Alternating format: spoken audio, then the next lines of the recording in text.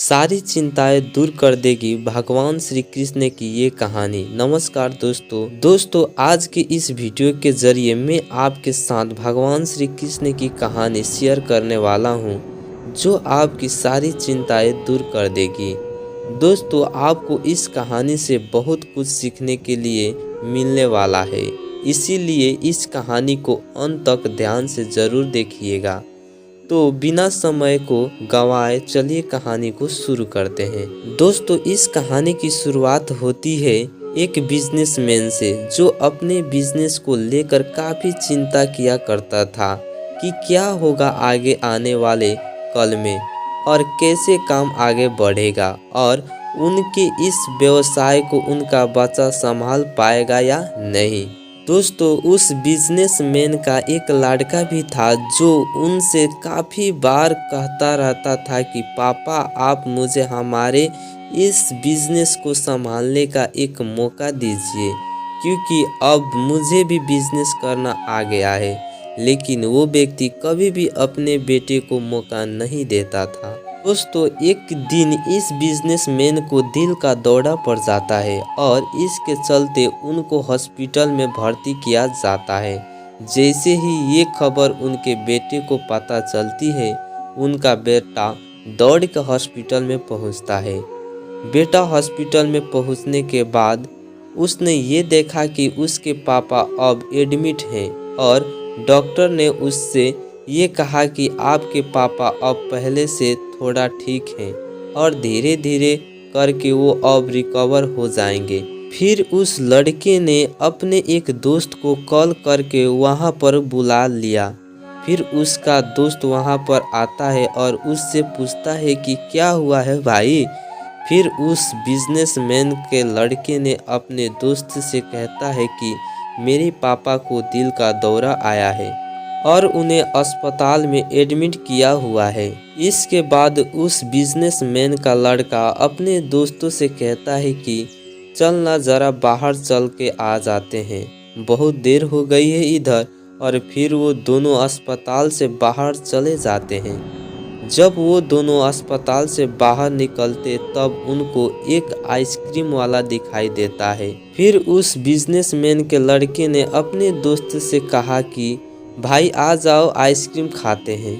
ये बात सुनकर उसका दोस्त थोड़ा चौंकता है और मन ही मन कहता है कि अरे ये क्या पागलपन है, पापा अंदर भर्ती हैं और ये यहाँ पर आइसक्रीम खाने की सोच रहा है। फिर उन दोनों ने आइसक्रीम खरीद ली और वो दोनों आइसक्रीम खाने लगे। लेकिन उसका जो दोस्त था उससे ये रहा नहीं गया और उसने अपने दोस्तों से पूछ लिया कि भाई मुझे समझ नहीं आ रहा है कि तुम्हारे बिजनेस का आगे क्या होगा और तुम्हारे पापा की तबीयत भी ठीक नहीं है और तू यहाँ आइसक्रीम खा रहा है, मुझे कुछ समझ में नहीं आ रहा है। फिर जो बिजनेसमैन का लड़का था ना, उसने जो बात कही उसे ध्यान से सुनिएगा।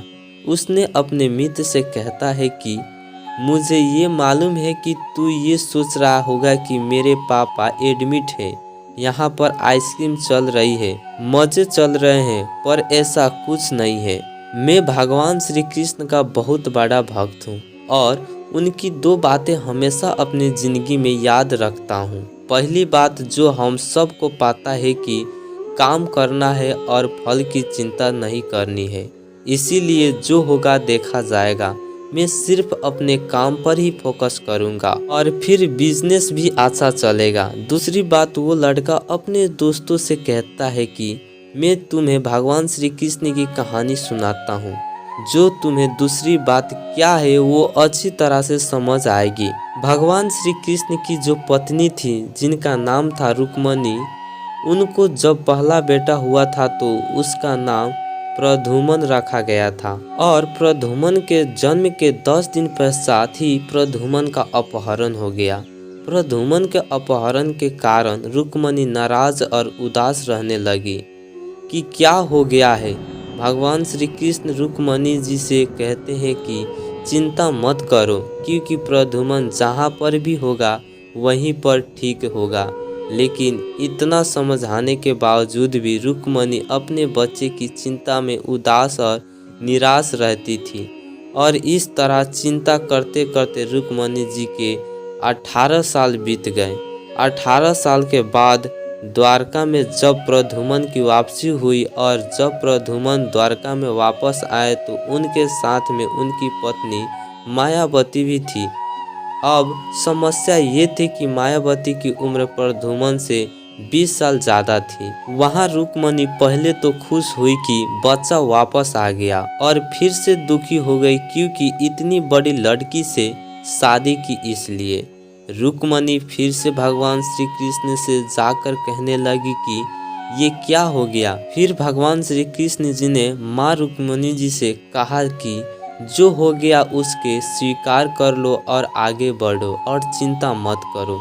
लेकिन माँ रुक्मणी ये कह रही थी कि बड़ी लड़की से शादी क्यों कर ली और यही लड़की मिली थी क्या, और इस बात को स्वीकार नहीं कर पा रही थी।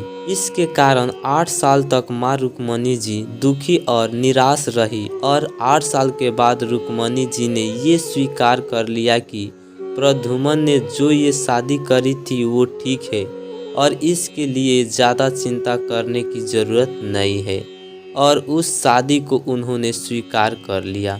दोस्तों, एक तरीके से माँ रुक्मणी जी ने अपने ज़िंदगी के 26 साल उदासी में बिता दिए।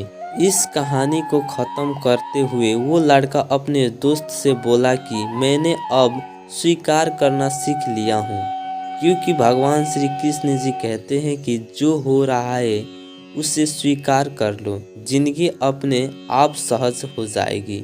दोस्तों, ये छोटी सी कहानी जो हमें 2 बड़ी बातें सिखाती है और यही बातें मैं आपके साथ शेयर करना चाहता था कि हमारी ज़िंदगी में जो कुछ भी घटता है उसे स्वीकार करना सीख लीजिए और फिर ज़िंदगी अपने आप सहज हो जाएगी।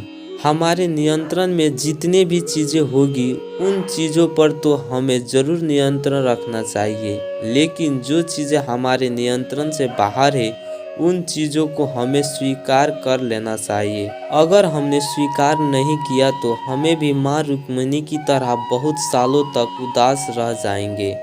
दोस्तों, आज की ये कहानी आपको कैसी लगी और आपको इस कहानी से क्या क्या सीखने को मिला, कमेंट बॉक्स में हमें ज़रूर लिखिएगा। और हमारे चैनल पर नए तो हमारे चैनल को सब्सक्राइब ज़रूर कीजिएगा। फिर मिलते हैं अगली वीडियो में।